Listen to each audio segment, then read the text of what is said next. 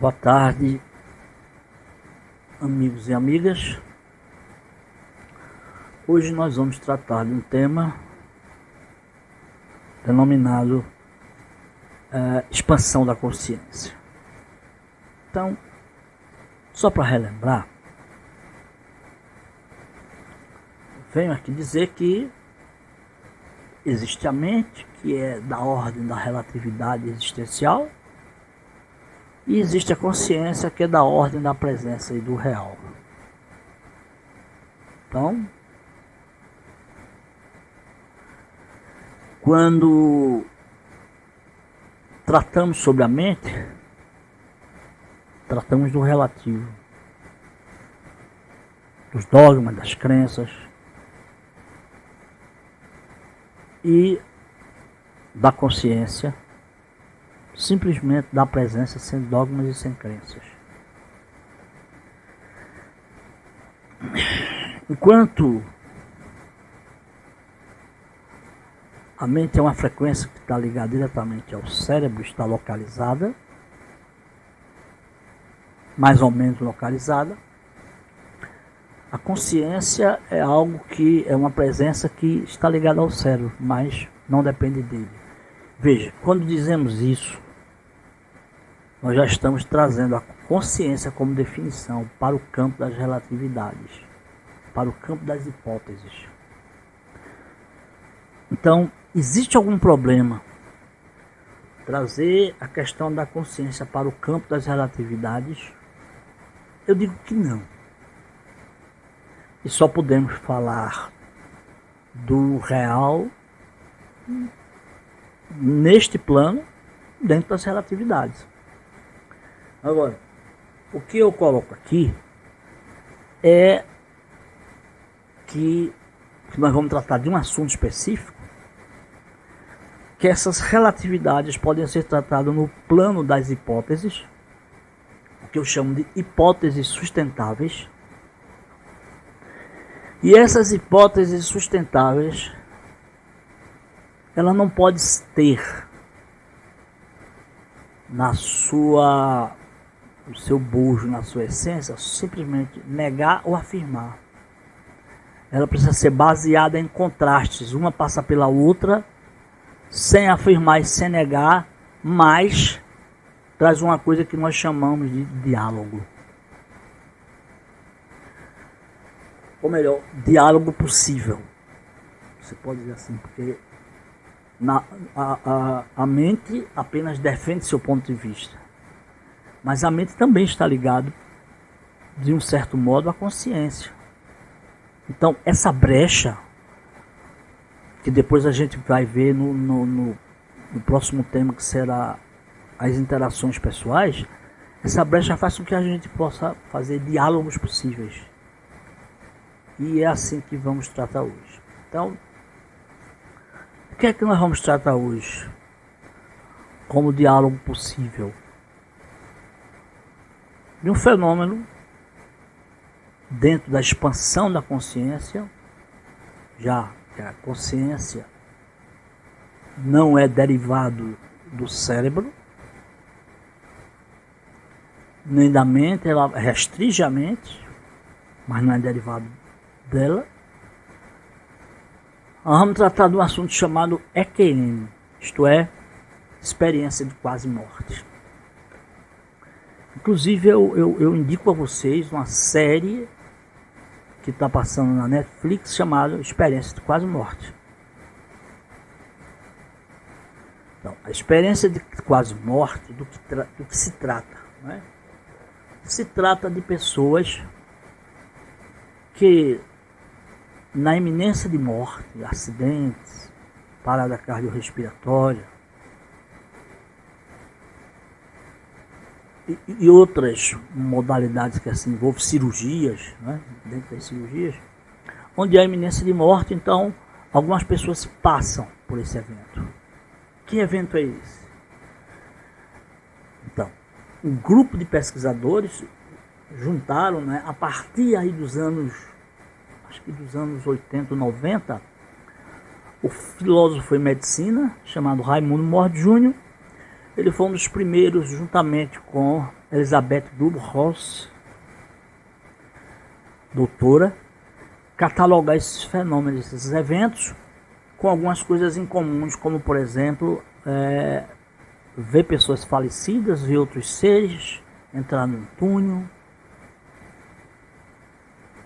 se sentir uma paz incomensurável, muitas vezes, na maioria das vezes, não querer mais retornar, mas principalmente, e aí é que é o ponto, uma mudança radical nas suas vidas. Essa mudança radical inclui, primeiro, a perda do medo da morte, uma atitude mais compassiva com a sua própria existência e com o outro,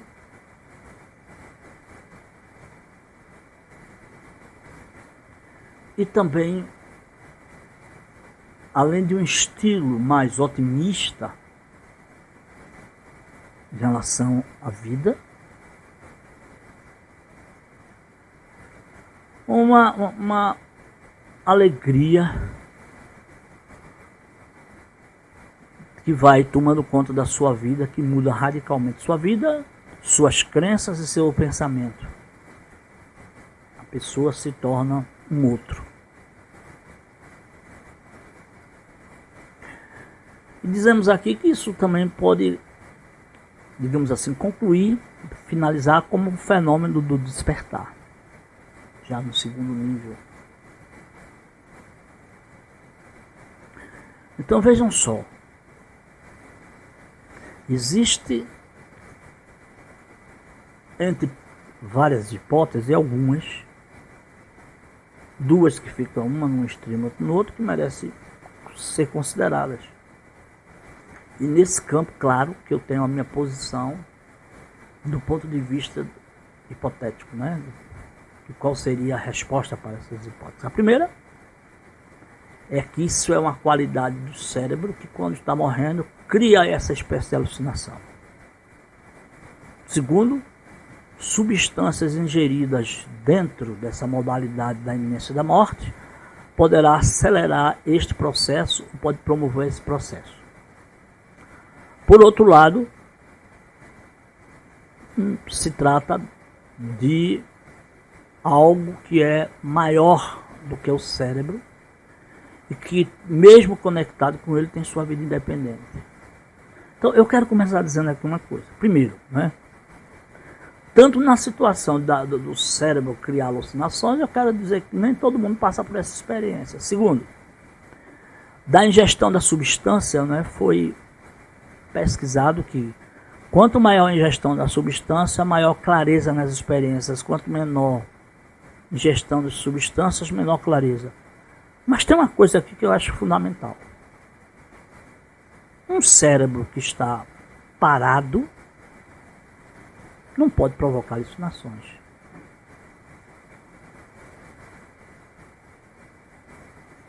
Então, para mim já descarta. O cérebro não está funcionando. Então veja só.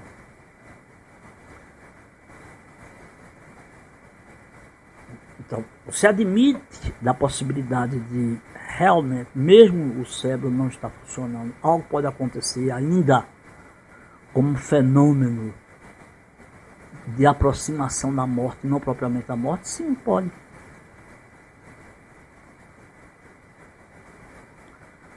Mas o fenômeno de uma expansão de algo que não se encontra no tempo e no espaço, aliás, isso é muito colocado pelas pessoas que passam na experiência, que o tempo e o espaço sofrem distorções.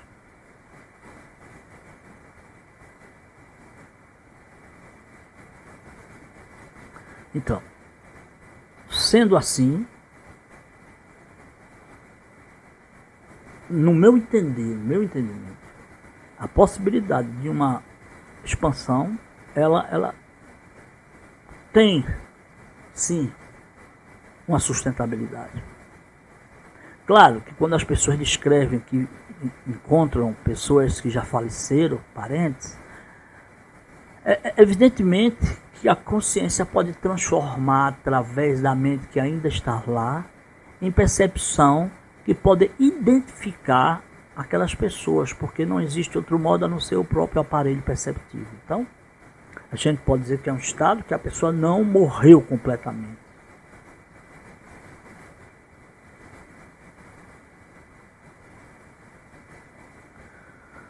Mas não quer dizer que o estado é um estado intermediário. As pessoas também descrevem uma coisa importante, que é a questão de ter um limiar, que a pessoa não pode ultrapassar aquele limiar, e ela sabe disso. Ou mesmo algum ser, algum parente dizendo que ela precisa voltar, que o tempo dela não foi concluído. Ela não fica. Ela tem, me parece que propositadamente, a experiência para que possa ser mudado o estilo de vida dela.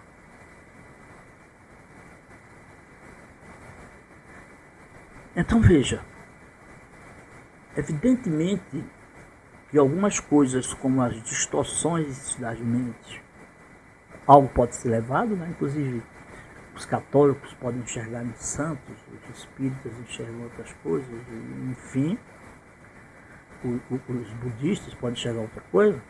Isso faz parte, sim, da presença ainda da mente, que não foi completamente desobstruída.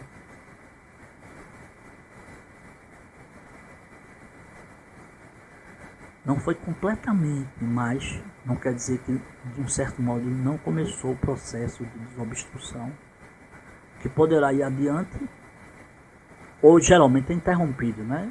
Nesse caso, geralmente é interrompido porque o experienciador retorna. E retorna e conta história, por exemplo, não simplesmente histórias subjetivas, mas também conta o que se passou no momento que as pessoas estavam, os médicos, por exemplo, estavam tentando ressuscitar. Quem estava presente? O que é que estavam fazendo? Conta detalhes. Então, me parece que a hipótese da alucinação fica descartada.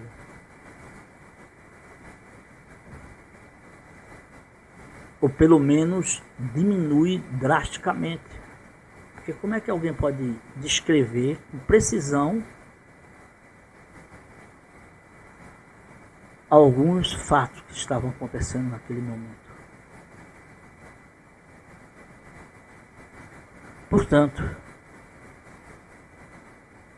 pelas pesquisas, e atualmente as pesquisas são enormes nessa área, cada vez mais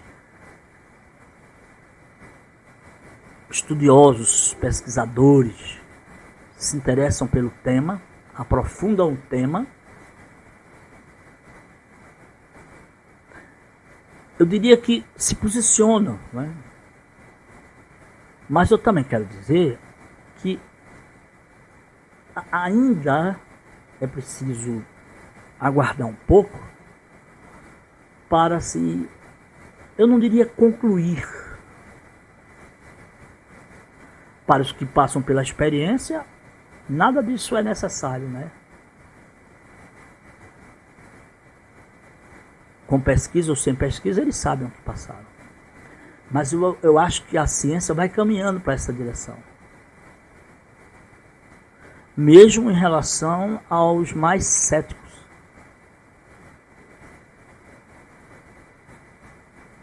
Então, nesse sentido, o número de pesquisadores são enormes, já são bastante volumosos em relação à pesquisa. E minha posição em relação à consciência, ou se quiser chamar de alma, Não é uma continuidade da personalidade. Eu acho que no momento dessa transição ainda há personalidade. Mas o curioso para mim é esse nível de impossibilidade de ficar, do limite. E aí no limite, ultrapassou, aí não volta. Aí não teria mais personalidade e mente para misturar o fenômeno que ocorre na consciência. Mas de cara, o foco não é mais a mente, não é mais o cérebro. Já há aqui um pequeno deslocamento. Enquanto o cérebro é local, as experiências da consciência são não locais.